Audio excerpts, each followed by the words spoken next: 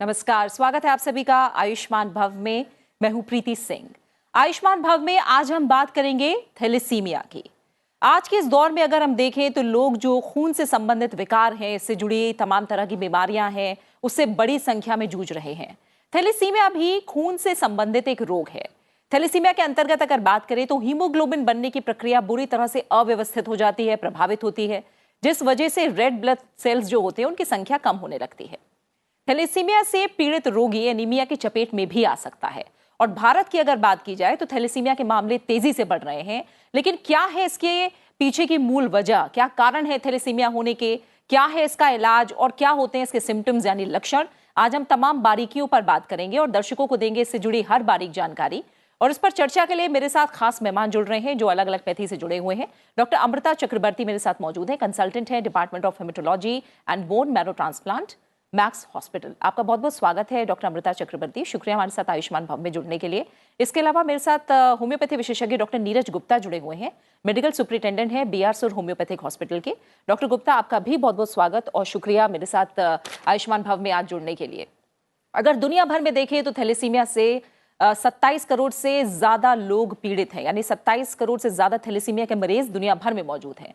और विश्व स्वास्थ्य संगठन WHO के अनुसार भारत में हर साल 7 से 10 हजार थैलेसीमिया पीड़ित बच्चों का जन्म होता है।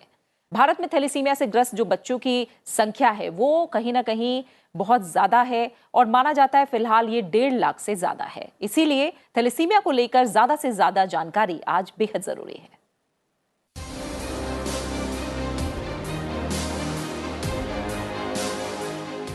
थैलेसीमिया बच्चों को उनके माता पिता से मिलने वाला आनुवांशिक रक्त रोग है।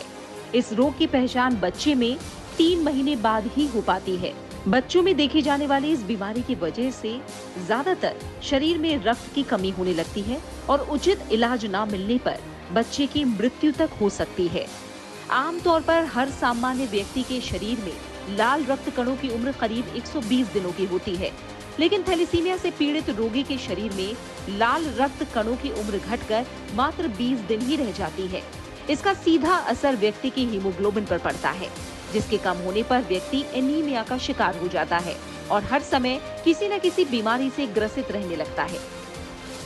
थैलेसीमिया 2 तरह का होता है, माइनर थैलेसीमिया या मेजर थैलेसीमिया।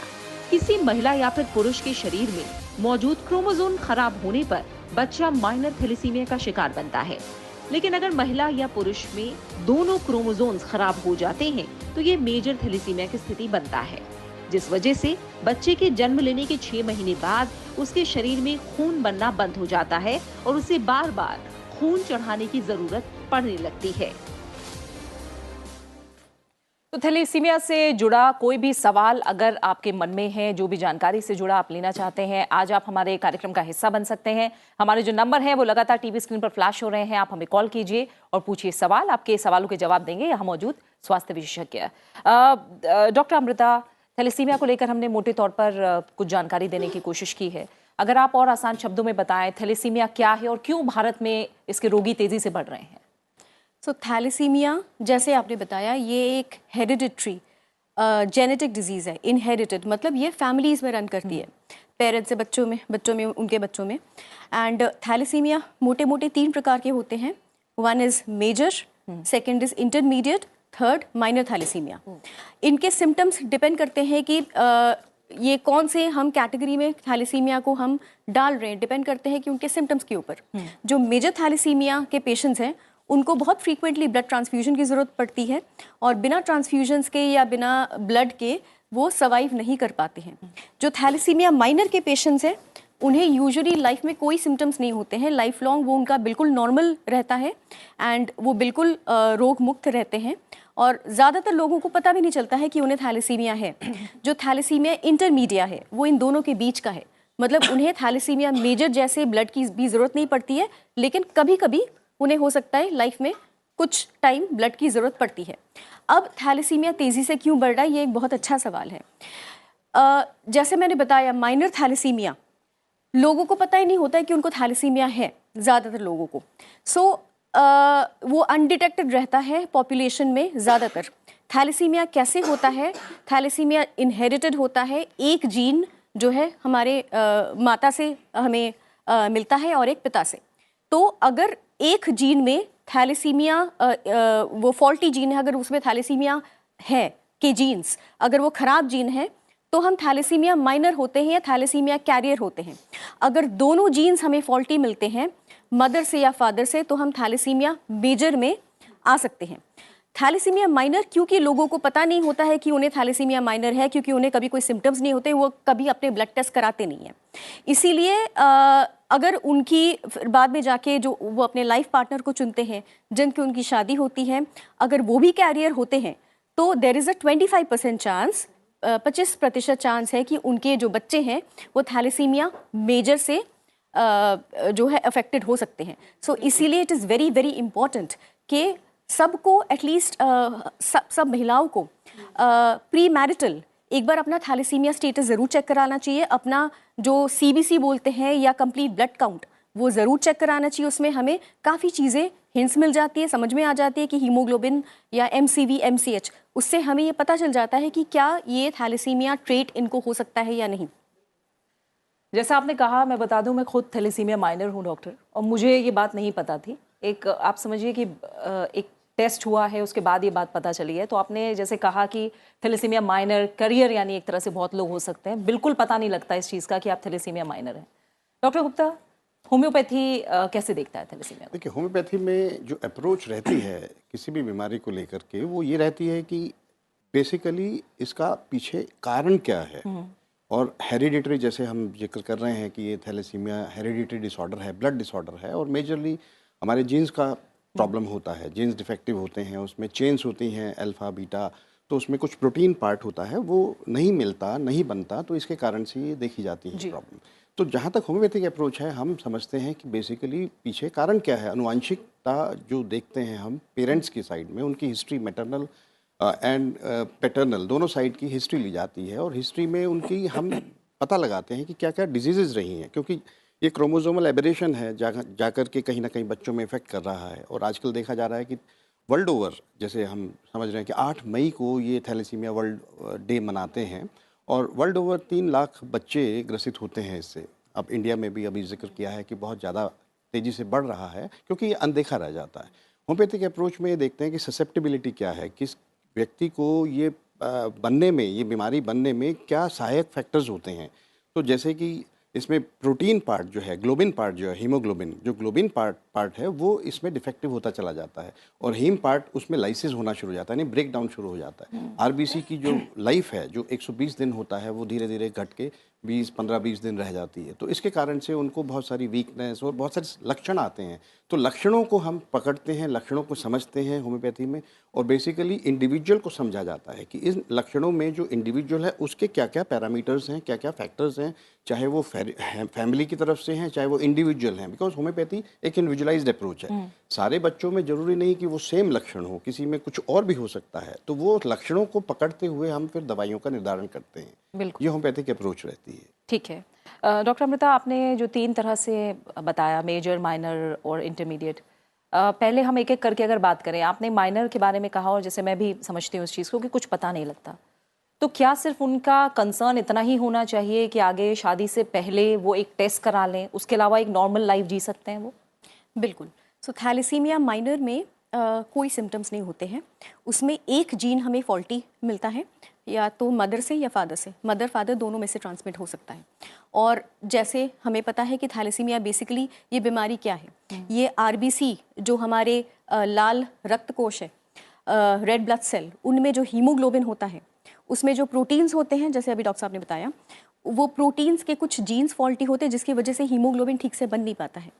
हीमोग्लोबिन ठीक से ना बन पाने के कारण अनीमिया या खून की कमी हो जाती है, और खून की कमी से जो तमाम सिम्टम्स होते हैं, थकान या ग्रोथ का ठीक नहीं होना, या बहुत सारे जो मेजर सिम्टम्स होते हैं, वो थैलेसीमिया मेजर में हम देखते हैं। थैलेसीमिया माइनर में अगर कोई रूटीन ब्लड टेस्ट अपना कर ले तो हो सकता है उसका हीमोग्लोबिन थोड़ा कम आता है। नॉर्मली इंडिया में फीमेल्स में हीमोग्लोबिन 12 to 12.5 नॉर्मल रेंज माना जाता है, मेल्स में 13-13.5। लेकिन थैलेसीमिया माइनर में अगर कोई रूटीन ब्लड टेस्ट कराए तो उसका हीमोग्लोबिन 9-10 से ज़्यादा नहीं होगा, लेकिन उसे कभी कोई सिम्टम्स नहीं होंगे, कभी थैलेसीमिया के कारण कोई भी वो एकदम उसका नॉर्मल लाइफस्टाइल रहेगा ना। तो लेकिन इट इज़ वेरी इंपॉर्टेंट कि नॉर्मली हम क्या करते हैं, अगर हम अपना रूटीन ब्लड टेस्ट कराते हैं और उसमें हीमोग्लोबिन कम आता है तो हमें लगता है कि आयरन की कमी है, और या फिर वो कोई जनरल फिजिशियन के पास जाते हैं, वो आयरन प्रिस्क्राइब कर देते हैं। I think this is very very wrong, क्योंकि थैलेसीमिया में मेजरली हमें आयरन अवॉइड करना चाहिए। इस बीमारी में आयरन वैसे भी बॉडी में ज़्यादा वो यूज़ नहीं हो पाता है। ये थैलेसीमिया माइनर में भी थैलेसीमिया माइनर में भी, थैलेसीमिया माइनर में अगर हम बिना सोचे समझे उसको आयरन देते हैं तो उसमें भी दिक्कत आ सकती है। थैलेसीमिया मेजर में तो डेफिनेटली, बट इसीलिए इट इज़ वेरी इंपॉर्टेंट कि अगर किसी का हीमोग्लोबिन कम आता है अनएक्सप्लेन्ड, तो उसे हमें देखना चाहिए कि क्यों कम आ रहा है। ये आयरन की कमी की वजह से कम है, विटामिन की कमी की वजह से कम है, या फिर कोई और बीमारी है, कोई हेरिडिटरी बीमारी है लाइक थैलेसीमिया और सिकल सेल, ना कि बिना सोचे समझे हम उसको आयरन दे दें। सो थैलेसीमिया माइनर सिम्टम्स तो नहीं होंगे, बट अगर उसे आयरन दिया जाए for a long period of time without knowing the cause, that can cause issues. Otherwise जैसे मैंने बताया कि ब्लड टेस्ट में हमें कुछ हिंट्स मिल जाते हैं, कुछ पैरामीटर्स होते हैं, नॉट जस्ट हीमोग्लोबिन, उसमें मीन कॉर्पस्कुलर हीमोग्लोबिन या mean corpuscular haemoglobin concentration, MCV, MCH, mean corpuscular volume, उन सब से हमें ये हिंट्स मिल जाते हैं कि क्या ये थैलेसीमिया हो सकता है। The only significance of thalassemia minor is, like I said, pregnancy. So every woman should undergo एक सिंपल सा ब्लड टेस्ट होता है थैलेसीमिया को डिटेक्ट करने के लिए, जिसे हम HPLC बोलते हैं हमारी भाषा में, और एकदम सिंपल टेस्ट होता है, अगले ही दिन उसकी रिपोर्ट आ जाती है। तो अगर किसी का हीमोग्लोबिन अनएक्सप्लेन्ड कम है, इससे पहले कि उसकी शादी हो या पार्टनर, इससे पहले कि वो अपना पार्टनर चूज़ करे, इट इज़ वेरी इंपॉर्टेंट कि अगर वो अपना जो है ना HPLC का टेस्ट करा ले बिफोर गेटिंग मैरिड, और अगर शादी हो भी जाती है, विवाह के बाद भी ये टेस्ट कराया जाता है पार्टनर के साथ। अगर पार्टनर कैरियर नहीं है, सिर्फ जो है महिला कैरियर है, उसमें भी बच्चे को कोई भी खतरा नहीं है।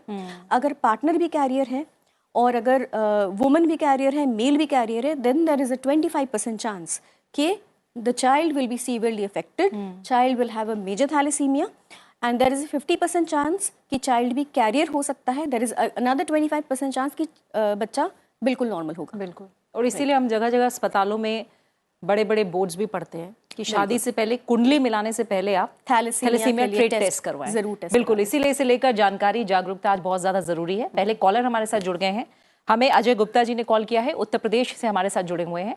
अजय जी, आपका स्वागत है कार्यक्रम में, बताइए क्या प्रश्न है आपका। मैडम जी बहुत बहुत धन्यवाद, इतने बढ़िया प्रोग्राम आप लेके टीवी पे आते हैं जी। आपका, आपकी पूरी टीम का बहुत बहुत धन्यवाद जी शुक्रिया। मेरा एक बेटा है, तो वो जब 4 महीने का था तो उसको बुखार आ गया था। बुखार उसके दिमाग पे चढ़ने की वजह से अब उसका ना तो हीमोग्लोबिन ज्यादा रहता है, 2.6 था पिछली बार।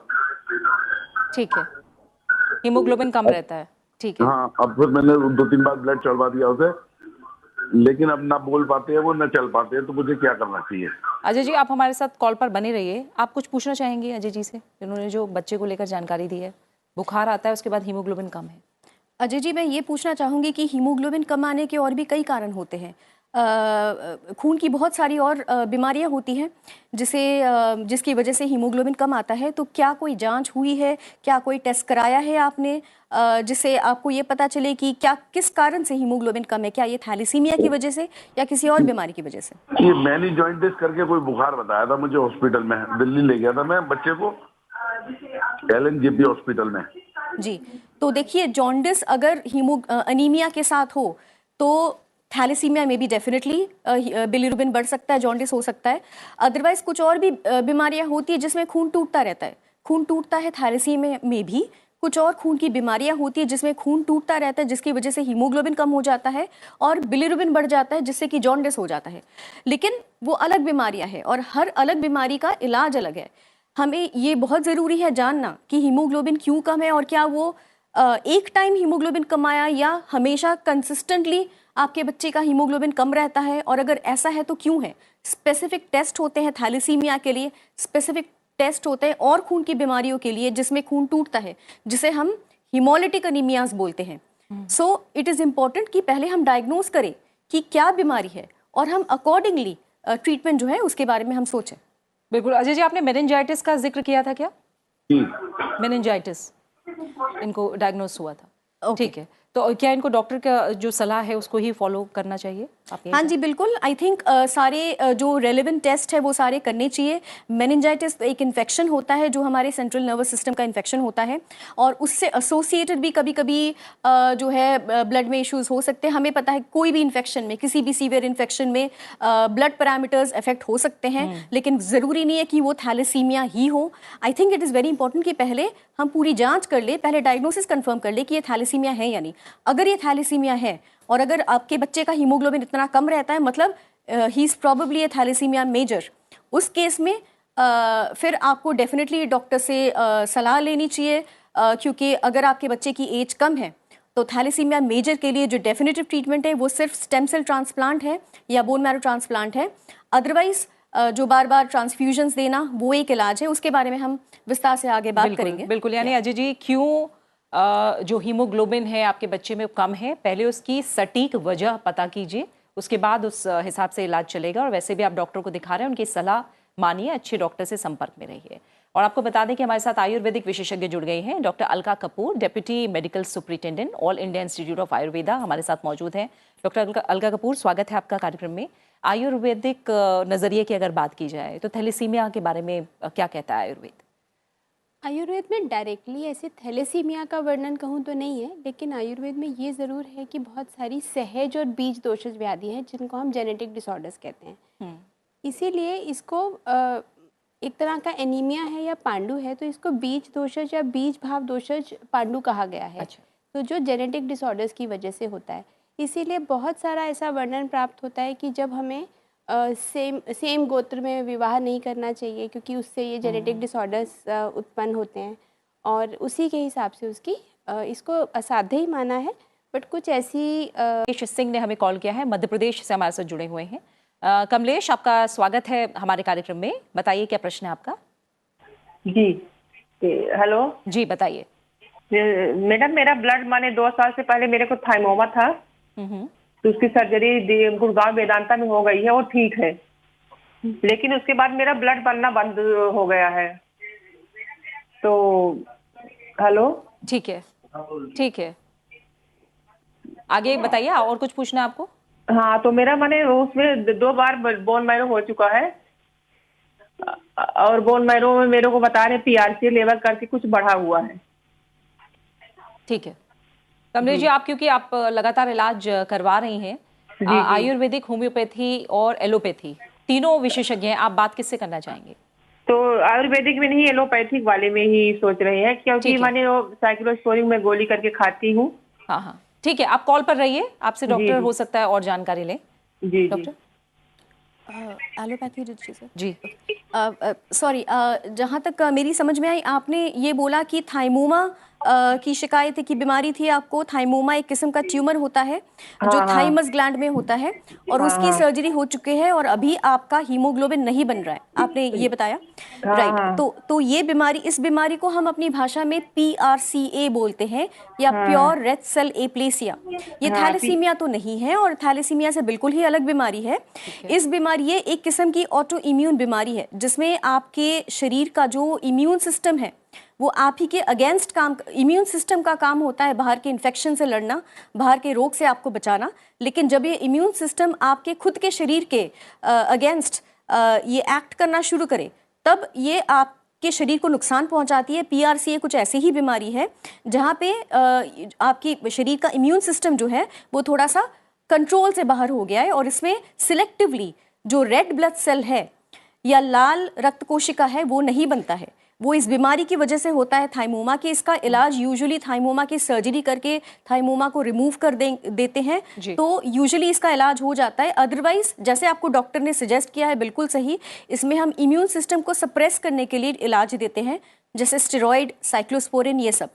तो ये एक अलग किस्म की बीमारी है, ये थैलेसीमिया तो नहीं है। तो इसीलिए जो डॉक्टर की सलाह हो आप उसे फॉलो करते रहें कमलेश जी। हम उम्मीद करते हैं आप जल्द ठीक हो। हमें एक और कॉलर ओडिशा से जुड़े हैं, गोवर्धन जी ने कॉल किया है। आपका स्वागत है गोवर्धन जी, बताइए क्या प्रश्न है आपका?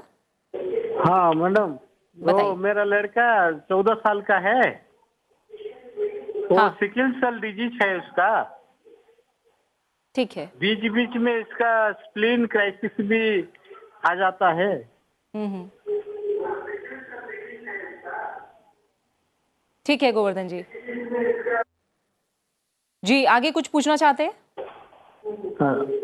और जो स्प्लीन का थोड़ा बड़ा साइज हो जाता है और ब्लड कम जाता है, ब्लड न ग्राम रहता है और 1-2 घंटा में भी ब्लड 3 ग्राम 2 ग्राम हो जाता है। ठीक है, ठीक है गोवर्धन जी। सीधा सीधा थैलेसीमिया से जुड़ा सवाल नहीं है डॉक्टर गुप्ता, पर इन्हें आप क्या सलाह देंगे, पहले वो बताइए, फिर मैं सवाल पूछती हूँ आगे। देखिए गोवर्धन जी, आपके बेटा जो है 14 साल का आपने बताया ना, तो उसमें स्प्लीन बढ़ा हुआ है, यानी तिल्ली बढ़ गई है। तो बेसिकली जो हमारे आरबीसीज हैं तिल्ली यानी स्प्लीन में ही उनका फॉर्मेशन वगैरह होता है और रिजर्वायर होता है बेसिकली।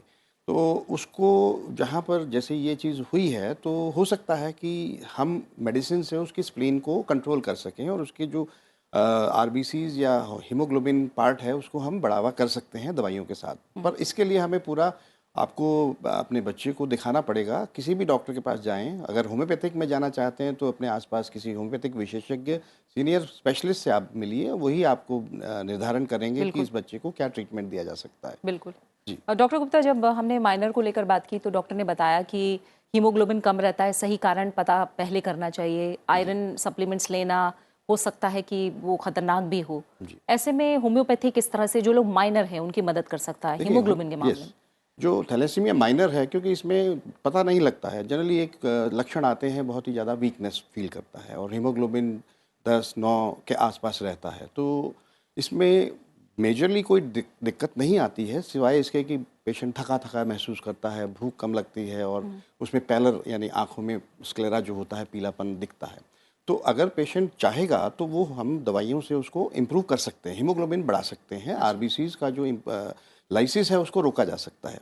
कुछ ऐसी दवाएं हैं उपलब्ध तो हैं।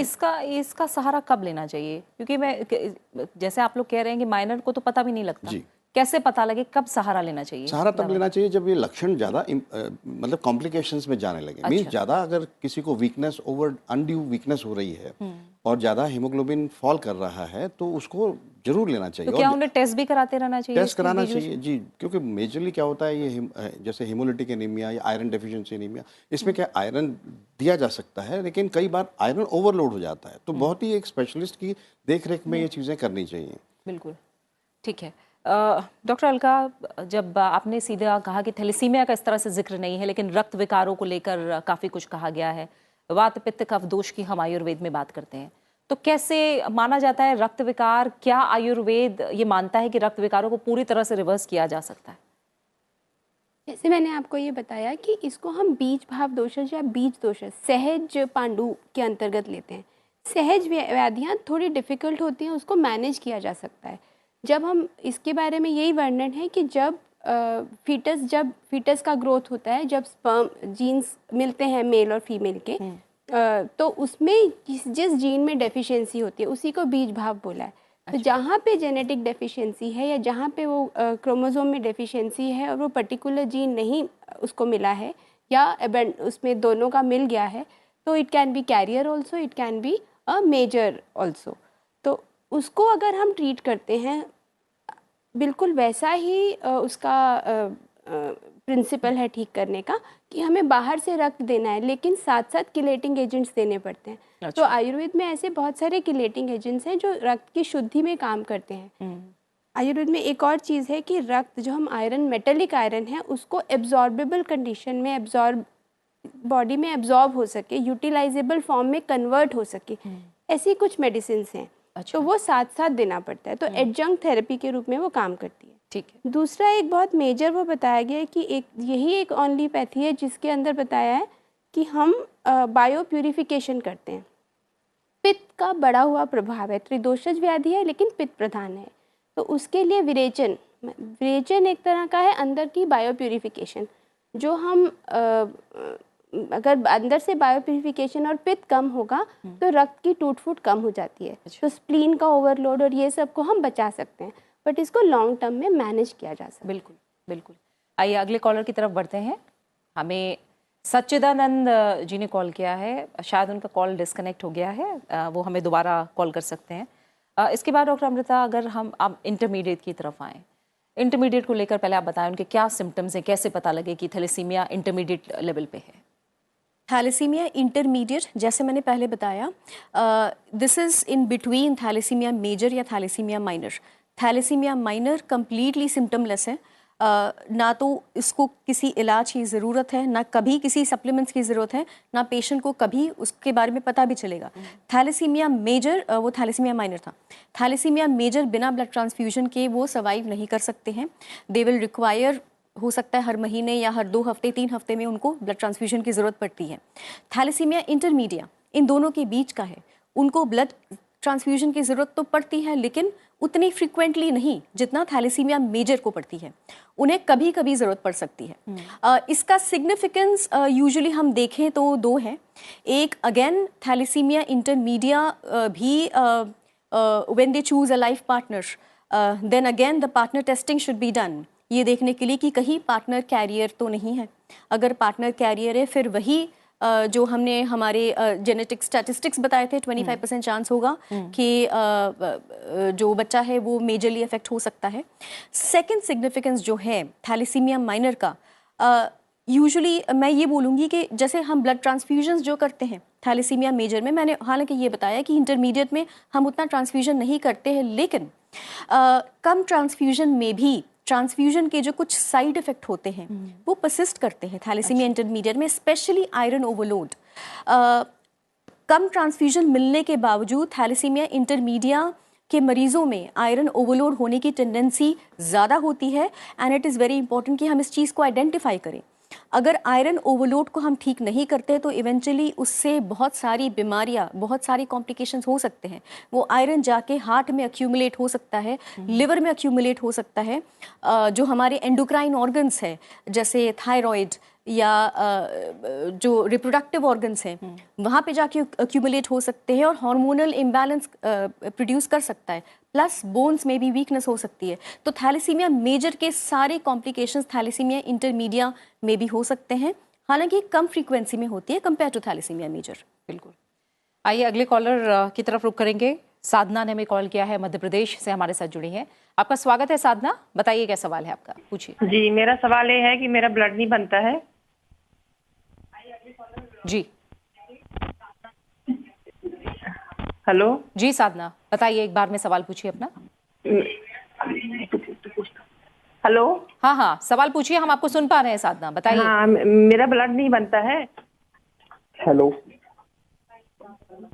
आपका ब्लड नहीं बनता है, ठीक है, बताइए। आपका लगातार इलाज चल रहा होगा साधना, यस क्या आप जान? मैम, मम्मी की दवाइयाँ चल रही हैं, मैं बात कर रहा हूँ उनका बेटा। हाँ हाँ, बताइए। मैम, मम्मी की साइक्लोस्पोरिन और वाइफ्लोन चल रही थी मेदांता से। ठीक है, टीवी की आवाज कम कर दीजिए आप और एक बार में अपना प्रश्न पूछिए प्लीज। मैम, मम्मी की दवाइयाँ चल रही हैं, वही साइक्लोस्पोरिन और वो क्या बोलते हैं वाइफ्लोन। मैम, ये पूछना था, इनकी दवाइयों से इनको बहुत रिएक्शन हो रहा है, इनका मतलब शरीर में सूजन आ गया है। और तो इसका ये पूछना था कि इलाज इसका अच्छा एलोपैथिक में है कि इसमें आयुर्वेदिक में? ठीक है, ठीक है, जो सवाल है इनका डॉक्टर का। इनका नाम क्या बताया इन्होंने? साधना इनकी माँ का नाम है, जिनका प्रश्न, जिनके लिए ये प्रश्न है। साधना जी, पहले आपको ये बताना रहेगा या ये जांच करनी लगेगी कि कारण क्या है। जो आपने बताया कि आपको स्टेरॉइड्स चल रहे हैं, साइक्लोस्पोरिन चल रही है, मैम, इनको पोस्ट थाइमोमा था। पोस्ट थाइमोमा, ठीक है। तो कुछ एक ऐसा है, थाइमोमा का इलाज करने के लिए कुछ आपकी जो दवाइयाँ हैं, हम ये तो नहीं कहेंगे कि आप वो बिल्कुल बंद कर दीजिए, लेकिन उनके साइड इफ़ेक्ट से करने के लिए आप एक बार हमें किसी भी आयुर्वेदिक चिकित्सक से मिल सकते हैं। वो आपका कारण और आपके लक्षण देखते हुए आपको बायो प्यूरिफिकेशन या कुछ ऐसा तरीके बता सकते हैं कि उनके साइड इफ़ेक्ट्स कम हों। और कोई भी इलाज बताने के लिए उसका पूरा कारण पता होना बहुत ज़रूरी है, अंदर क्या चेंजेस हो रहे हैं वो जानना बहुत ज़रूरी है। लेकिन ये साइड इफ़ेक्ट्स को लेकर आयुर्वेद की जो पैथी है वो मदद कर सकती है काफ़ी हद तक। बिल्कुल मदद कर सकती है। आयुर्वेद में कुछ ऐसी दवाइयाँ हैं जो रसायन का काम करती हैं, मतलब फ्री रेडिकल स्कैवेंजिंग का, और इंटर सेलुलर लेवल पे न्यूट्रिशन को इंक्रीज़ करती हैं। तो इसलिए उनका जो साइड इफ़ेक्ट्स है मेडिसिन का, वो बहुत हद तक निजात पाया जा सकता है। बिल्कुल। दूसरी एक थेरेपी है जैसे मैंने बताया बायो प्यूरिफिकेशन, तो उनसे भी ये सब चीज़ों से निजात पाया जा सकता है। बिल्कुल। डॉक्टर गुप्ता, साइड इफ़ेक्ट्स को लेकर बात आ रही है और अभी डॉक्टर अमृता ने भी ये बात कही थी कि जब ब्लड ट्रांसफ्यूजन होता है तो उसके तमाम साइड इफ़ेक्ट्स हैं जो सामने आते हैं। साइड इफ़ेक्ट्स को लेकर होम्योपैथी क्या करता है? देखिए, साइड इफ़ेक्ट्स में होम्योपैथी जो भी लक्षण आते हैं बेसिकली साइड इफ़ेक्ट्स में, चाहे वो जैसे देखा जाता है कि पैथोलॉजिकल फ्रैक्चर्स होने शुरू हो जाते हैं कई बच्चों के, ज़्यादा जनरली थैलेसीमिया मेजर में देखा जाता है, या आयरन ओवरलोड की वजह से कोई ना कोई प्रॉब्लम्स आती हैं, तो जो भी लक्षण बनते हैं उसको समझते हुए उन लक्षणों के ऊपर काम किया जाता है। उनको इंडिविजुअलाइज करते हैं पेशेंट के समझते हुए कि भाई क्या इंडिविजुअलाइजिंग फीचर्स हैं। कॉमन तो सिम्टम्स सबके अंदर होते हैं, लेकिन पेशेंट का अपना एक लक्षण क्या है, जैसे उसकी डिज़ायर एवर्जन्स क्या हैं, उसकी मानसिक सोच कैसी है, मेंटल फैक्टर्स क्या हैं, फैमिली मेडिकल हिस्ट्री क्या है, उन सब की एक टोटलिटी बना करके उसमें हम एक अप्रोच चलाते हैं जिसमें लक्षणों को बेस बनाते हुए हम दवाइयाँ चयन करते हैं, और चाहे वो साइड इफ़ेक्ट हैं चाहे वो बेसिक सिम्टम्स हैं उनको मैनेज किया जाता है। जी ठीक है, अगले कॉलर हैं मदन लाल ने हमें कॉल किया है, दिल्ली से हमारे साथ जुड़े हैं। मदन लाल जी, आपका स्वागत है कार्यक्रम में, क्या सवाल है बताइए। मदन लाल बताया मेरा नाम। मदन लाल जी, हम सुन नहीं पा रहे हैं आपको, बताइए अपना प्रश्न पूछिए। हाँ नमस्कार जी। नमस्कार, ये बताइए। मेरी डॉटर है टिम्मी, वो बात करेंगे आपसे। जी जी, बताइए, सवाल पूछिए। नमस्कार, मेरा बेटा 12 साल का है, वो थैलेसीमिक माइनर है। ठीक है, और उसकी इम्यूनिटी बहुत लो रहती है। ठीक है, इम्यूनिटी बढ़ाने के उपाय जानना चाहती हैं आप? जी ठीक है, और मैम माइनर के लिए तो कुछ ऐसा पॉसिबल है इलाज? ठीक है, माइनर को लेकर अभी हमने थोड़ी देर पहले बात भी की थी और डॉक्टर ने बताया भी है कि उन्हें इस तरह की कोई परेशानी जनरली होती नहीं है जो थैलेसीमिया माइनर से ग्रसित लोग हैं। बाकी हम डॉक्टर से और जानेंगे। आपके कॉल के लिए शुक्रिया। इम्यूनिटी बढ़ाने की बात है, क्या किया जा सकता है जिनको थैलेसीमिया माइनर है, 12 साल का बच्चा है, इम्यूनिटी वीक है? थैलेसीमिया माइनर में जैसा कि अभी पहले भी बात हुई है कि बहुत सिम्टम्स नहीं आते। जब ये थोड़ा बड़े होंगे तब इनको ये ध्यान रखना पड़ेगा विवाह के टाइम और उसमें पार्टनर का टेस्ट हो जाए, जेनेटिक काउंसलिंग इनको करवानी पड़ेगी, तो वो एक अच्छा उपाय है। अभी जो है इम्यूनिटी बढ़ाने के लिए एक नॉर्मल जैसा बच्चे की ग्रोथ होते हुए कि हेल्दी लाइफस्टाइल का वो करें, को फॉलो करें, एक्सरसाइज प्रॉपर करें, बीच बीच में इन्वेस्टिगेशंस भी कराते रहें कि एचपी कम ज़्यादा तो नहीं हो रहा है, क्योंकि थोड़ी टूट फूट तो रहती है। और जितनी बैलेंस डाइट लेंगे उससे इम्यूनिटी अच्छी हो सकती है। इसके अतिरिक्त रसायन औषधियाँ कुछ हैं, कुछ एज स्पेसिफिक हैं, और कुछ एज स्पेसिफिक के हिसाब से इनकी प्रकृति के अकॉर्डिंग कोई भी आयुर्वेदिक चिकित्सक इनको एक रसायन शुरू करवा सकता है जिसको इनको हेल्प हो सकती है, बट वो एज पर गाइडेंस। ठीक है डॉक्टर गुप्ता, इम्यूनिटी पे होम्योपैथी काफ़ी काम करता है। जी, इम्यूनिटी का बड़ा अच्छा रोल है होम्योपैथी में। बेसिकली अभी जो कोविड गुजरा है उसमें भी ये देखा जाता था कि इम्यूनिटी कॉम्प्रोमाइज़ हो जाती है, और जैसे कुछ अभी केसेस हमें डिस्कस हुए हैं ऑनलाइन, जो फोन्स आए हैं, जैसे जिसमें थाइमोमा, पोस्ट थाइमोमा पेशेंट वाइसोलोन या साइक्लोस्पोरिन ले रहे हैं, बेसिकली वो हमारी इम्यूनिटी कॉम्प्रोमाइज़ हो रही है। तो इम्यूनिटी के अंदर हमारे होम्योपैथिक में ऐसी ऐसी मेडिसिन हैं जो इम्यूनिटी बूस्ट करती हैं। एंड हमारे कोविड में भी एक दवाई निकाली थी, जीनस एपिडेमिकस कहते हैं उसको, आर्सेनिक एल्बम, काफ़ी वितरण किया गया है वहाँ पर पेशेंट्स को और हेल्दी इंडिविजुअल्स को दी गई है as a preventive, as a prophylactic. तो इसमें देखा है कि बहुत अच्छा इसका इफेक्ट रहा है। नॉट ओनली दैट, बाकी कोई भी बीमारी हो जिसके अंदर हम इम्यूनिटी बूस्ट की बात करते हैं तो होम्योपैथिक में दवाइयाँ उपलब्ध हैं, अच्छी से अच्छी मेडिसिन हैं which can take care of the immunity which is going down, जहाँ इम्यूनिटी कॉम्प्रोमाइज़ होती है। जी ठीक है। बाकी डॉक्टर साहब ने अभी कहा है कि डाइट और बैलेंस डाइट और ये चीज़ें बहुत ज़रूरी हैं। विटामिन सी का अच्छा रोल है, अभी हम डिस्कस कर रहे थे, व्हीट ग्रास है, लेमन ग्रास है, ये चीज़ें कुछ कुछ अगर हम ऐड ऑन करें तो ये हमारी इम्यूनिटी बूस्ट करती हैं। बिल्कुल। इम्यूनिटी का सीधा असर क्या थैलेसीमिया माइनर होने से है, क्या सीधा संबंध कोई?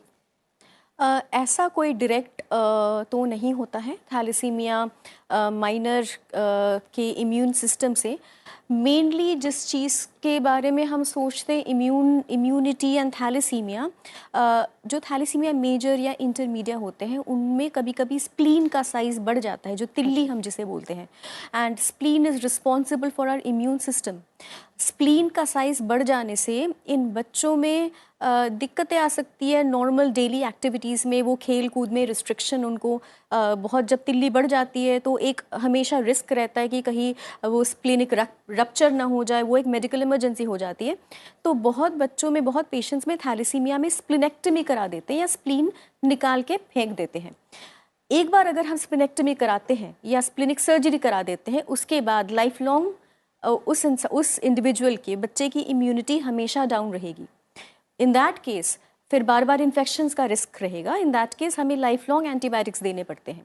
सो मेन आई थिंक जो थैलेसीमिया का इम्यूनिटी से रिलेशन है वो स्प्लीन से रिलेटेड है, क्योंकि स्प्लिनिक फंक्शन ठीक से नहीं हो पाता है, स्प्लीन का साइज बढ़ जाता है, स्प्लीन बीमार हो जाता है, हो सकता है उसकी वजह से इम्यून सिस्टम डाउन हो। Moreover usually thalassaemia minor में क्योंकि हम स्प्लिनेक्टमी नहीं करते हैं, उसका डायरेक्ट रिलेशन नहीं होता इम्यूनिटी से, बट डेफिनेटली थैल मेजर या थैल इंटरमीडिया में पोस्ट स्प्लिनेक्टमी पेशेंट्स में they have life long reduced immunity. बिल्कुल।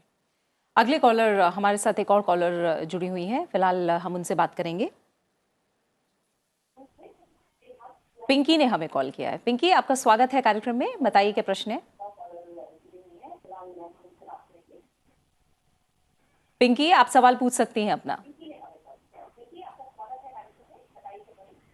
हाँ जी मैम, वो मेरी गुड़िया है 13 साल की, उसको थैलेसीमिया है।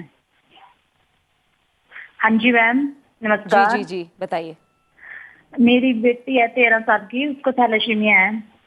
ठीक है, तो अभी क्या इलाज चल रहा है? क्या हाँ जी, थैलेसीमिया मेजर? ब्लड लगवा रहे हैं। अच्छा। एक तो उसकी ग्रोथ नहीं बढ़ रही है, और एक हम ना बोन मैरो ट्रांसपोर्ट के लिए कल HAL टेस्ट कराने जा रहे हैं, उसकी जानकारी चाहिए हमें। ठीक है डॉक्टर अमित। ओके, ये बहुत अच्छा सवाल, बहुत ही इंपॉर्टेंट सवाल पूछा है आपने पिंकी जी। पहली बात तो मैं ये बता दूं कि थैलेसीमिया का जो एक्चुअली कोई इलाज, ट्रांसफ्यूजन से उसका इलाज होता नहीं है। ट्रांसफ्यूजन में तो हम टेम्परेली बाहर से ब्लड ट्रांसफ्यूज करते हैं, जिससे कि टेम्परेली ब्लड बढ़ जाता है, उसके बाद हर 2-3 हफ्ते में फिर से ट्रांसफ्यूज करना पड़ता है। जो थैलेसीमिया का एक्चुअल ट्रीटमेंट होता है वो यूजुअली 2 किस्म के होता है। एक जीन थेरेपी, जो अनफॉर्चुनेटली इंडिया में अवेलेबल नहीं है, वो सिर्फ वेस्टर्न कंट्रीज़ में अभी इनिशियल स्टेजेस में है। इंडिया में जो ट्रीटमेंट अवेलेबल है उसे हम स्टेम सेल थेरेपी या स्टेम सेल ट्रांसप्लांट बोलते हैं, या फिर बोन मैरो ट्रांसप्लांट बोलते हैं। सो इसमें हम क्या करते हैं, जो बोन मैरो, जो फैक्ट्री होती है खून बनाने की, और ये बोन मैरो में जो प्रॉब्लम है इनिशियली, जो वो फॉल्टी खून बनाता है या डिफेक्टिव ब्लड बनाता है थैलेसीमिया के कारण, उस बोन मैरो की फैक्ट्री को ही हम बदल देते हैं, वो सोर्स को। तो बोन मैरो को हम बदल के उसको रिप्लेस करके हेल्दी बोन मैरो उसमें हम इंट्रोड्यूस करते हैं। इसे हम बोन मैरो ट्रांसप्लांट बोलते हैं। और बेस्ट होते हैं सिबलिंग डोनर्स, जो खुद के भाई बहन होते हैं, उनके साथ हम मैच करते हैं, HLA मैचिंग करते हैं हम पेशेंट के साथ, जो प्रोस्पेक्टिव डोनर, जो पोटेंशियल डोनर होते हैं उनका। आइडियली हमें 10/10 मैच चाहिए। जितने ज़्यादा गुण मिलेंगे, अगर 10 मिलते हैं तो वो बेस्ट होता है ट्रांसप्लांट के लिए। जितने कम मिलेंगे HLA, हम 10 में से अगर 8 मिलते हैं, 7 मिलते हैं, उसमें जो है ट्रांसप्लांट फेल होने के रिस्क ज़्यादा होते हैं। बेस्ट होते हैं सिबलिंग डोनर्स, खुद के भाई बहन। अगर सिबलिंग ना मिले तो हम मड सर्च कर सकते हैं या मैच्ड अनरिलेटेड डोनर सर्च कर सकते हैं। हमारे देश में अभी कुछ रजिस्ट्रीज, कुछ NGOs अवेलेबल हैं, जो बोन मैरो ट्रांसप्लांट की रजिस्ट्रीज है, उसमें यूजुअली लोग डोनेट करते हैं, लोग अपना HLA टाइप उसमें डालते हैं। अगर किसी का HLA टाइप मिलता है जिसके खुद के भाई बहन नहीं है, डोनर्स नहीं है, उन रजिस्ट्रीज के थ्रू हम जो है डोनर्स अरेंज कर सकते हैं। नाउ बोन मैरो ट्रांसप्लांट अपने आप में एक रिस्की प्रोसीजर है, उसके भी कई सारे कॉम्प्लिकेशंस हैं। थैलेसीमिया के केसेस में बेस्ट होता है अगर हम ट्रांसप्लांट यंगर एज में करें, आइडियली 5-6 साल के अंदर अंदर। थैलेसीमिया बीमारी ऐसी है कि 1.5-2 साल के बाद ही पता चलती है कि बच्चे को थैलेसीमिया है, उससे पहले यूजुअली पता नहीं चलता है। और बेस्ट यही होता है कि 5-6 साल के अंदर हम ट्रांसप्लांट कर दें। आइडियली 10 साल के नीचे, आपका बच्चा 11 साल का है, और 11 साल में हम ट्रांसप्लांट कर ज़रूर सकते हैं। सबसे पहले तो ये देखना पड़ेगा कि उसके भाई बहन है कि नहीं जिसके साथ उसकी मैचिंग हो रही है। अगर भाई बहन के साथ मैच नहीं होती है तो फिर हम अनरिलेटेड डोनर सर्च कर सकते हैं। जैसे जैसे एज बढ़ती जाती है, 10 साल के ऊपर या 12 साल के ऊपर, कॉम्प्लिकेशंस के रिस्क भी थोड़े ज़्यादा होते हैं एलोजेनिक ट्रांसप्लांट में, क्योंकि इतने सालों तक, हम 10 साल तक, 11 साल तक कंटिन्यूसली बच्चे को ट्रांसफ्यूजन्स दे रहे हैं। ट्रांसफ्यूजन्स के अलग साइड इफ़ेक्ट्स होते हैं। यूजुअली लगातार ट्रांसफ्यूजन से बॉडी में आयरन ओवरलोड हो जाता है। वो आयरन जाके, मैंने पहले भी बताया, एक्यूमुलेट हो जाता है लिवर में, हार्ट में, बाकी ऑर्गन्स में।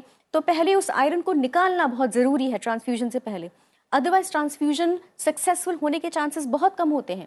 सो अगर आपके बच्चे का ट्रांसप्लांट प्लान्ड है इट्स वेरी इंपॉर्टेंट कि पहले एक रिगरस आयरन चिलेशन थेरेपी करा जाए, जिससे कि जो भी आयरन अक्यूमुलेटेड है पहले वो देखा जाए कि आयरन अक्यूमुलेशन है कि नहीं सिग्निफिकेंटली हार्ट में या लिवर है में। अगर वो है तो उससे पहले हम आयरन को निकालें। आयरन जब निकल जाता है तभी हम ट्रांसप्लांट की तरफ बढ़े। ट्रांसप्लांट करने के बाद भी कॉम्प्लिकेशंस हो सकते हैं, क्योंकि ये एक एलोजेनिक ट्रांसप्लांट है, क्योंकि यहाँ पे डोनर इन्वॉल्व है। हम इम्यूनिटी सप्रेस करने के लिए, जिससे कि ये ग्राफ्ट रिजेक्ट ना हो, हम इम्यूनोसप्रेसिव दवाइयाँ देते हैं जो मिनिमम 6 मंथ्स तक के लिए देते हैं, और उसमें भी इन्फेक्शन का रिस्क ज़्यादा रहता है। ट्रांसप्लांट के तुरंत बाद जब बोन मैरो बिल्कुल खाली हो जाता है और नया ग्राफ्ट इनग्राफ्ट होने में टाइम लगता है, उस टाइम बार बार ट्रांसफ्यूजन की ज़रूरत होना, प्लेटलेट्स चढ़ाना, ब्लड चढ़ाना, इन्फेक्शन का रिस्क, ये सब चीज़ें होती है। तो एक ट्रांसप्लांट में भी हमें बहुत सारी चीज़ें सोचना पड़ता है, बहुत सारी चीज़ों को हमें ध्यान में रखना पड़ता है। और ट्रांसफ्यूजन के बाद भी मिनिमम 6 मंथ्स तक इट इज़ वेरी इंपॉर्टेंट कि आप डॉक्टर के साथ रेगुलर टच में रहे, रेगुलर फॉलोअप में रहे, जिससे कि ट्रांसप्लांट सक्सेसफुल हो। बिल्कुल। और फिर ये 6 महीने का जो आप समय बता रही हैं, उसके बाद सब कुछ ठीक हो जाता है? नहीं, उसके बाद ही सब कुछ ठीक डेफिनेटली नहीं होता है। यूजुअली 6 मंथ्स तक हम इम्यूनोसप्रेसिव्स कंटिन्यू रखते हैं, उसके बियॉन्ड भी रख सकते हैं। डिपेंड करता है कि अगर पेशेंट को ग्राफ्ट वर्सेस होस्ट डिजीज बोल के एक कॉम्प्लिकेशन होता है, अगर वो होता है तो हमें इम्यूनोसप्रेसिव और ज़्यादा एक्सटेंड करना पड़ता है। बट यूजुअली अगर कॉम्प्लिकेशंस नहीं होते हैं तो ये, क्योंकि ये एलोजेनिक ट्रांसप्लांट है, इसमें एक्सटर्नल डोनर इन्वॉल्व है, हम 6 महीने तक इम्यूनोसप्रेसिव देते हैं, उसके बाद हम उसको बंद कर देते हैं। उसके बाद कॉम्प्लिकेशन के रिस्क तो कम रहते हैं, लेकिन 1 साल 2 साल तक कॉम्प्लिकेशंस डेफिनेटली हो सकते हैं। And there is another chance कि ये भी हो सकता है कि आगे चल के ट्रांसप्लांट जो इनग्राफ्टमेंट फेल भी हो सकता है, या ग्राफ्ट वर्सेस होस्ट डिजीज जो GVHD जो मेन कॉम्प्लिकेशन होता है ट्रांसप्लांट का, ये सब चीज़ें लॉन्ग टर्म में भी हो सकती है। ऐसा नहीं कि 6 महीने के बियॉन्ड नहीं हो सकती है। यानी लगातार डॉक्टर के संपर्क में रहना है। बिल्कुल। पंकज ने कॉल किया है, मध्य प्रदेश से हमारे साथ जुड़े हुए हैं। आपका स्वागत है पंकज जी, बताइए क्या प्रश्न है, पूछिए। मैडम, मेरा प्रश्न ये है कि मैं सिकल सेल से मुझको भी, मेरी मिसेस को जी मैडम, मेरे को भी सिकल सेल से, मेरी मिसेस को भी सिकल सेल से, हाँ। और मेरे दोनों बच्चे हो, इनको भी हुआ, दोनों को मेजर हो गया। तो मैडम मैं बोन मैरो ट्रांसप्लांट कराना चाहता हूँ, तो यानी करवा सकता हूँ मैम? ठीक है पंकज जी, बहुत संक्षेप में अगर आप पंकज जी का। हाँ जी बिल्कुल, क्योंकि हम थैलेसीमिया के बारे में यहाँ ज़्यादा डिस्कस करें। सिकल सेल एनीमिया एक और खून की बीमारी, एक और हेरिडिटरी बीमारी है। ये थैलेसीमिया से अलग है, लेकिन इसमें भी खून टूटता रहता है और इसमें भी बार बार ट्रांसफ्यूजन की ज़रूरत पड़ सकती है, और इसका भी इलाज, डेफिनेटिव इलाज बोन मैरो ट्रांसप्लांट है। तो इसमें भी हम बोन मैरो ट्रांसप्लांट के लिए डेफिनेटली सोच सकते हैं। एक बार डोनर, अगर हमें सही डोनर मिले, चले मैचिंग हो जाए, डेफिनेटली। ठीक है। डॉक्टर अलका, जब हम थैलेसीमिया की बात कर रहे हैं और डॉक्टर ने थैलेसीमिया मेजर को लेकर जब इलाज बताया, उसके बाद भी किस तरह के कॉम्प्लिकेशंस हो सकते हैं, डिटेल में जानकारी दी है। अगर क्योंकि बहुत सारी चीज़ें हमारे खान पान से जुड़ी हुई हैं, क्या ऐसी चीज़ें हैं जो आप बताएंगी कि खान पान में शामिल होनी चाहिए और किन से दूर रहना चाहिए ऐसे लोगों को जो थैलेसीमिया से ग्रस्त हैं? देखिए, जैसा कि हमने पहले बताया कि ये पित्त प्रधान, वैसे त्रिदोषज व्याधि है, रक्त इन्वॉल्व है, इसलिए पित्तज व्याधि ज़्यादा है, तो पित्त शामक औषधियाँ ज़्यादा लेनी चाहिए, या पित्त वाला हमें ऐसी डाइट लेनी चाहिए जो बैलेंसिंग हो, जिसको हम बोलते हैं, अगर हम जनरल भाषा में बोलें तो बैलेंस डाइट है, तो वो वात पित्त कफ का बैलेंस करे, बहुत ज़्यादा मिर्च मसाले वाली चीज़ें नहीं खाएं। इनिशियली जब ये during the time of birth, जब मदर है वो अपना खान पान ठीक रखती है, अगर उसका ऐसा रहता है कि जो 9 महीने का कुछ एंटीनेटल केयर ठीक रहती है, डायरेक्ट रिलेशन नहीं है क्योंकि वो जेनेटिक बीमारी है, लेकिन फिर भी अगर वो सारा कंडीशंस ठीक रहती हैं, पित्त की अधिकता नहीं होती, तो वो कन्वर्जन उसका इस तरीके से होता है, रक्त जब बनने के स्वभावज और बीज भाव बने जो व्याधियां हैं वो कम होंगी। अगर हो गया है तो उसको हेल्दी लाइफ लेनी है, हेल्दी डाइट लेनी है, हेल्दी लाइफस्टाइल फॉलो करना है। अभी ऐसे लोगों को ज़्यादातर बार बार जैसे ब्लड ट्रांसफ्यूजन है, आयरन ओवरलोड हो रहा है, स्प्लीन बढ़ रहा है, तो it becomes all the more important कि हम ऐसा लें कि इम्यूनिटी उसकी बढ़ी रहे, खान पान ठीक रहे, बीच बीच में आप ऐसी औषधियों का सेवन करें जो रसायन की तरह काम करें, रक्त के टूट फूट को थोड़ा छोड़ें, और जो इस तरीके के वो है जो फ्री एलिमेंटल आयरन है उसको कन्वर्ट करें एब्जॉर्बेबल कंडीशंस में। तो ऐसी कुछ औषधियाँ हैं आयुर्वेद में उपलब्ध, बार बार अगर हम ऐसे लोगों को अगर शोधन चिकित्सा कराते हैं, इसमें कुछ एक मेन थेरेपीज़ हैं जिसमें रक्त प्रसादन वस्तियाँ हैं, एनीमा रूट से हम कुछ ऐसी मेडिसिन देते हैं जो जाके इंटरनल प्यूरिफिकेशन करती हैं, तो उसका इनडायरेक्ट इफेक्ट आता है और जो स्प्लिनिक ओवरलोड या आयरन का ऑर्गन्स पे ओवरलोड है वो कम हो जाता है, बिकॉज वो पित्त का कंटेंट है। ऐसे ही विरेचन एक बहुत इम्पॉर्टेंट इसकी मोडालिटी है, ठीक है, क्योंकि वो पित्त को शमन करता है। इसके बाद अगर जो औषधियाँ शुरू करते हैं, मतलब ऐसा है कहीं गंधक है, पिपली है, विडंग है, कुछ चीज़ें हैं जो इसको आयरन को ओवरलोड को कम करके इम्यूनिटी को बढ़ाती हैं। तो ऐसा कई रिसर्चेस भी अवेलेबल हैं, आप पब्लिक डोमेन में अवेलेबल हैं, जिससे पता चलता है कि ब्लड ट्रांसफ्यूजन का जो है इंटरवल इंक्रीज़ हो गया, फ्रीक्वेंसी थोड़ी कम हो गई, तो that is also indicative of immunity.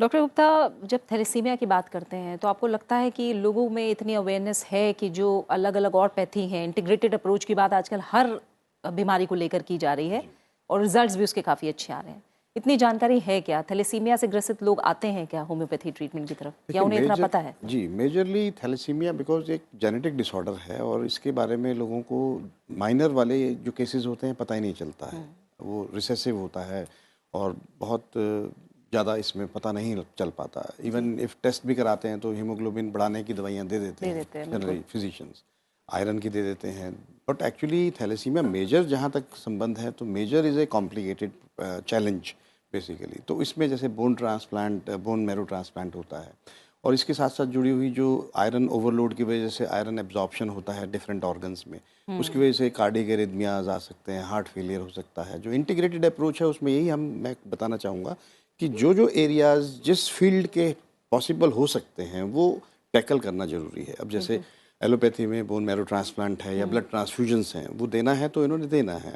Ayurveda में डॉक्टर साहब ने बोला कि जो इनका प्यूरिफिकेशन है या बायो रेक्टिफिकेशन है, वो अगर थेरेपीज, चिलेशन थेरेपीज़ कोई अवेलेबल हैं तो वो देनी है। हमारे पास जो पेशेंट आते हैं वो कॉम्प्लिकेशंस लेकर के आ सकते हैं या फर्स्ट स्टेज में नहीं आते हैं। जनरली मेजरली जब दवाइयाँ चल रही हैं उसके साथ साथ जुड़ी हुई कोई कॉम्प्लिकेशंस होती हैं तो हम उसको टारगेट कर सकते हैं, उनकी इम्यूनिटी को टारगेट कर सकते हैं।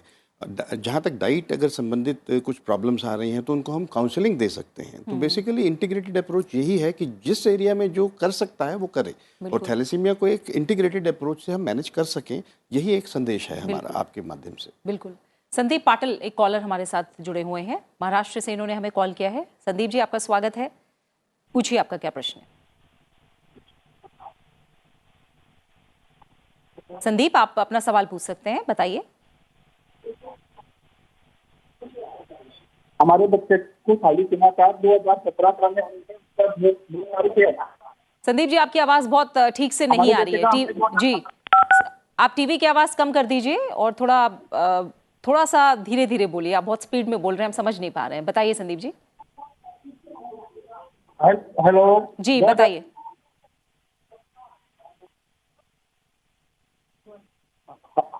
हमारे बच्चे डॉक्टर में हमारे बच्चे को थैलेसीमिया था, हमने बीएमसी किया उसका 2017 में, विरुद्ध और क्लिनिक सुने, अभी उसको कोई दिक्कत नहीं है, इसके आगे कोई दिक्कत आएगी क्या?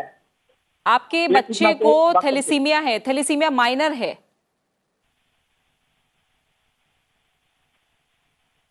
ठीक है, थैलेसीमिया मेजर है आपके बच्चे को और आप ये जानना चाहते हैं कि आगे जाकर कोई उनको दिक्कत आएगी या नहीं आएगी। मैं जो मोटे तौर पर समझ पाई हूँ संदीप जी, अभी उसको कोई दिक्कत नहीं है। हाँ, अभी ब्लड ट्रांसफ्यूजन हो रहा है उनका हर बार? हाँ। ठीक है, लेकिन जैसे डॉक्टर ने अभी बताया भी था, बहुत जल्दी से आपको दोबारा बता रही हैं वो, और अब आपकी आवाज़ थोड़ा ठीक आ रही है। संदीप जी, कुछ और हो तो आप पूछ लीजिएगा। ट्रांसफ्यूजन हो रहा है, इनको भी बोन मैरो की तरफ जाना ही होगा इनके। अगेन आई थिंक 17 साल का इन्होंने बोला है। और मैंने ये बात पहले भी बताई कि एज जितनी बढ़ती जाएगी ट्रांसप्लांट के रिस्क्स या ट्रांसप्लांट का सक्सेसफुल होने के चांसेस उतने कम होते हैं। अच्छा। हम आइडियली 6-7 साल 8 साल के अंदर अंदर ट्रांसप्लांट्स कर लेने चाहिए, लेकिन ऐसी बात नहीं है। हम ट्रांसप्लांट तो हर एज में हो सकता है, लेकिन कॉम्प्लिकेशन के रिस्क ज़्यादा होते हैं, 17 साल में ज़्यादा होते हैं। अगर कोई डोनर अवेलेबल है तो हम डेफिनेटली मैच करने की कोशिश कर सकते हैं। चले मैचिंग, अगर कोई फुली मैच डोनर मिल जाए, अगर आयरन स्टेटस ठीक है, आपके बच्चे का आयरन ओवरलोड नहीं है, ऑर्गन्स हेल्दी है, then definitely we can go ahead with a transplant. ठीक है, तो डॉक्टर की यही सलाह है कि बहुत ज़्यादा इंतजार मत करिए और बाकी जिन डॉक्टर से आप संपर्क में होंगे वो आपको सही सलाह भी दे रहे होंगे, लेकिन आपको जो ट्रांसप्लांट है उसकी ज़रूरत पड़ेगी, इसलिए अगर कोई डोनर मिल रहा है तो जल्द से जल्द आप वो ट्रांसप्लांट करवा लें। यही डॉक्टर की सलाह है संदीप जी आपके लिए। जो आपने ट्रांसप्लांट को लेकर बात कही और उसके बाद भी कॉम्प्लिकेशंस को लेकर बताया डॉक्टर अमृता, कैसे इस बात को समझा जाए? क्या एक सामान्य जीवन जी पाता है थैलेसीमिया मेजर से ग्रसित व्यक्ति इलाज के बाद भी? डेफिनेटली इसका जवाब हाँ भी है ना भी है।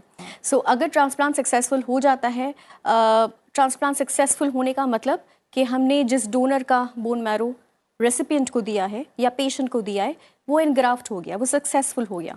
मतलब वो अब खुद से वो नई तरह से हीमोग्लोबिन बना रहा है और वो नॉर्मल हीमोग्लोबिन बना रहा है, ना कि अब नॉर्मल प्रोटीन्स वाला हीमोग्लोबिन जो थैलेसीमिया में होता है। तो अगर वो हो जाता है सक्सेसफुल, अगर वो नॉर्मली अपना ब्लड प्रोड्यूस करता है तो फिर वो ट्रांसफ्यूजन फ्री है आगे की लाइफ के लिए। ना उस व्यक्ति को कभी ट्रांसफ्यूजन की ज़रूरत पड़ेगी, ना कभी आयरन किलेशन की ज़रूरत पड़ेगी और ना ही कोई और दिक्कतें आएगी। So in a way yes, if the transplant is successful he will enjoy a normal life, but there is always a but, there is always a risk कि कहीं वो रिलैप्स तो नहीं हो रहा है, कहीं वो ग्राफ्ट रिजेक्ट तो नहीं हो रहा है।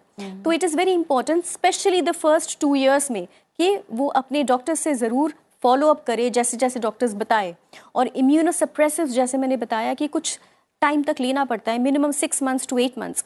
उस दौरान इम्यूनिटी कम होने के दौरान इन्फेक्शन के रिस्क्स बहुत ज़्यादा होते हैं। इम्यूनोसप्रेसिव के अपने साइड इफ़ेक्ट्स होते हैं। हम जो इम्यूनोसप्रेसिव ड्रग्स देते हैं तो लिवर का टेस्ट, किडनीज के टेस्ट, ये सब बार बार कराते रहना होता है। एंटीबायोटिक्स, एंटी फंगल्स, ये सब चीज़ें, एंटीवायरल, ये सब दिया जाता है जिससे कि इन्फेक्शन ना हो। But if the transplant is successful, I think definitely हम होप कर सकते हैं कि वो एक बिल्कुल नॉर्मल लाइफ जिएगा आगे चल के।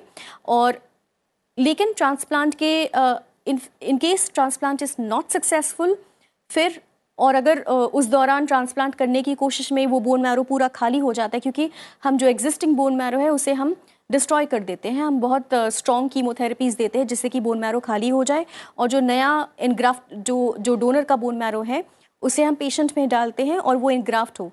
अगर बाय चांस वो इनग्राफ्टमेंट ठीक से नहीं हो पाता है, ट्रांसप्लांट सक्सेसफुल नहीं होता है, पेशेंट का तो बोन मैरो खाली हो गया, उस केस में लाइफ सस्टेन करने के लिए हमें तुरंत ही दूसरे डोनर ढूंढने की ज़रूरत पड़ती है।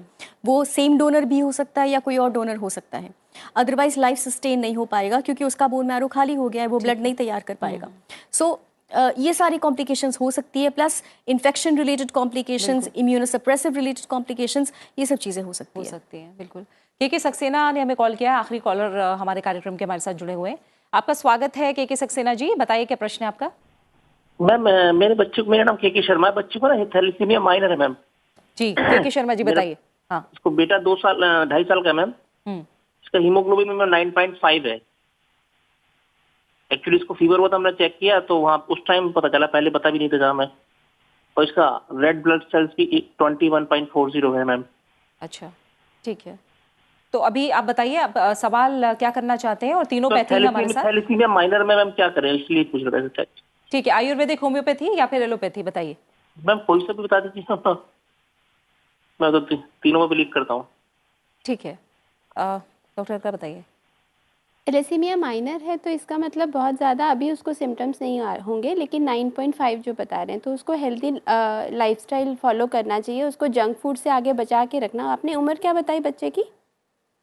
4.5 साल। 2.5 साल।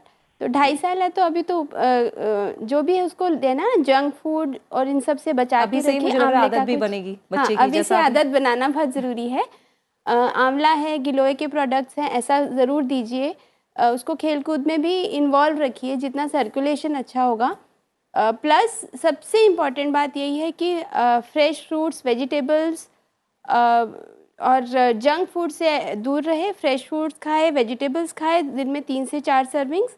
और आप किसी आयुर्वेदिक विशेषज्ञ से मिल सकते हैं। और 4 साल की उम्र के बाद इसको कुछ ऐसा रसायन च्यवनप्राश जैसा कुछ शुरू किया जा सकता है। विटामिन सी का बहुत अच्छा सोर्स है आंवला, तो उसको आप यूज़ कर सकते हैं। तो उसको ये ताकि अन्य कारणों से और ज़्यादा रक्त का टूट फूट ना हो। बिल्कुल बिल्कुल। डॉक्टर गुप्ता, आप क्या बताएंगे? मेजरली बातें यही हैं कि डाइट अपना बहुत अच्छा रखें। अभी तो कोई सिम्टम ज़्यादा नहीं है थैलेसीमिया माइनर में, सिर्फ सिवाय इसके कि हीमोग्लोबिन 9.5 आ रहा है। तो हीमोग्लोबिन बढ़ाने के लिए कुछ भी आप दवाएं ले सकते हैं, बट ज़्यादा इसमें टेंशन की ज़रूरत नहीं है।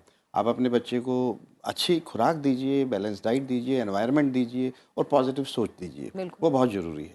Otherwise there is no problem as such. Minor वाले अगर इस सोच के साथ ना चलें कि उन्हें कोई कुछ बीमारी है और अच्छी लाइफस्टाइल Exactly. जिए तो सब कुछ ठीक आई रहेगा। थिंक माइनर वालों में द ओनली क्लिनिकल सिग्निफिकेंस तभी आता है जब वो अपना लाइफ पार्टनर चूज कर रहे होते हैं शादी से जैसा आपने पहले, बताया उस बेटा। वक्त। एंड आई थिंक एक चीज़ के बारे में हमने बहुत ज़्यादा डिस्कशन नहीं किया है, जो मेरे ख्याल से हमें बता देनी चाहिए कि हम बार बार ये बोल रहे हैं माइनर, मेजर, इंटरमीडिएट का ट्रीटमेंट, लेकिन प्रिवेंशन के बारे में क्या? हमने ये तो ज़रूर बोला है कि आप अपनी टेस्टिंग कराओ, लेकिन उससे प्रिवेंशन कैसे होगा? सो अगर आप अपनी टेस्टिंग कराते हैं, आइडियली तो प्री मैरिटल काउंसलिंग, जो इंडिया में आई थिंक अभी तक बहुत ज़्यादा प्रचलित नहीं है। प्री मैरिटल काउंसलिंग में जो एक्सपेक्टेड जो पोटेंशियल पार्टनर है उनका टेस्ट कराए, अपना टेस्ट कराए। अगर वो पॉसिबल नहीं है तो सेकंड स्टेज में आता है कि आफ्टर मैरिज प्री कंसेप्शन, इससे पहले कि आप कंसीव प्लान करो, अपनी फैमिली प्लान करो, उससे पहले आप अब दोनों की टेस्टिंग करा लो। अगर उस स्टेज पे भी आप मिस कर जाते हो, थर्ड ऑप्शन इज कि वंस प्रेगनेंसी के बाद 12 हफ्तों के अंदर एज सून एज आपको पता चले कि आप प्रेग्नेंट हो, उसी वक्त अपने टेस्ट करा लो, ये देखने के लिए कि अपने और अपने पार्टनर के, हस्बैंड के और बच्चे के। अगर आप कैरियर हो और हस्बैंड कैरियर नहीं है, तब तो बच्चे में कोई पॉसिबिलिटी नहीं है कि बच्चे को थैलेसीमिया अफेक्ट हो सकता है। लेकिन अगर आप दोनों कैरियर हो, then it is very important कि प्रेग्नेंट होने के 12 वीक्स के अंदर there is a test called chorionic villus sampling. ये गायनेकोलॉजिस्ट, हमारे जो ऑब्स्टेट्रिशियंस या गायनेकोलॉजिस्ट वो करते हैं, और इससे हमें पूरी जानकारी मिल जाती है कि जो बेबी है उस बेबी को थैलेसीमिया मेजर है या माइनर है या अनअफेक्टेड बेबी है। अगर अनअफेक्टेड बेबी है तब तो बात खत्म, वही होगी। अगर थैलेसीमिया माइनर है या कैरियर है तब भी ऑब्वियसली फिर कोई चिंता के विषय है ही नहीं। लेकिन अगर तब थैलेसीमिया मेजर डिटेक्ट होता है बेबी में 12 हफ्ते के अंदर, तो फिर आपको वो चॉइस दी जाती है कि आप वो प्रेगनेंसी कंटिन्यू करना चाहोगे या फिर उसको टर्मिनेट करने का भी ऑप्शन मिल जाता है। बिल्कुल, तो इसे लेकर जानकारी होना बहुत ज़रूरी है, और ख़ास तौर से ग्रामीण इलाकों में इस चीज़ को लेकर जानकारी नहीं है। इसीलिए थैलेसीमिया के जो मामले हैं वो भारत में बढ़ रहे हैं, और हमारी यही कोशिश रही है कि जो थैलेसीमिया को लेकर हर बारीक जानकारी है वो हम अपने दर्शकों तक पहुंचाएं। और उम्मीद यही है कि जो तीनों विशेषज्ञ ने जानकारी दी है थैलेसीमिया को लेकर, उन बातों का आप ज़रूर ख्याल रखेंगे और इन्हें अपनाएंगे।